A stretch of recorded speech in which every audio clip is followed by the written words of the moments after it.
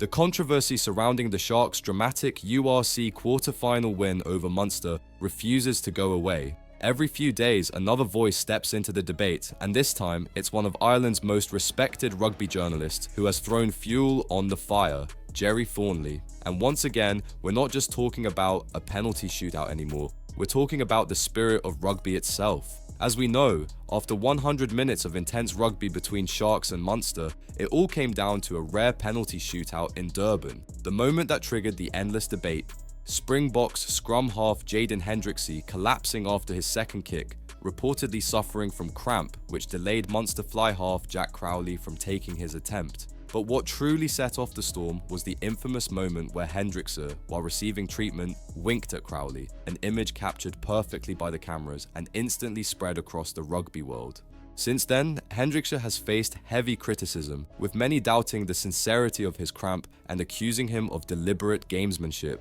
To be fair, several Springboks figures have already come to Hendrickse's defense. Sia Kolisi publicly backed his teammate. Former Bok coach Jacques Nienaber dismissed the outrage as overblown, and current Springboks boss Rassie Erasmus posted an image supporting the idea that Hendrickse's cramp was real. But despite these high-profile defenses, the criticism keeps growing, and now Irish journalist Gerry Thornley has made one of the strongest accusations so far. Speaking on Off the Ball, Thornley did not hold back.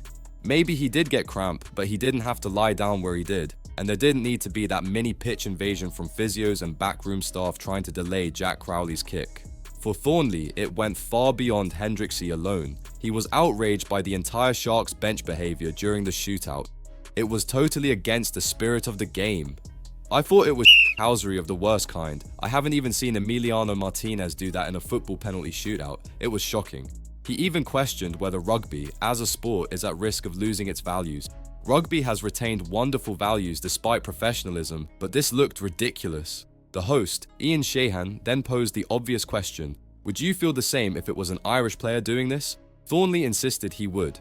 If Jack Crowley, Conor Murray or Rory Scannell did this, even at Thomond Park, I would have been embarrassed. I'd be very disappointed in an Irish player doing that.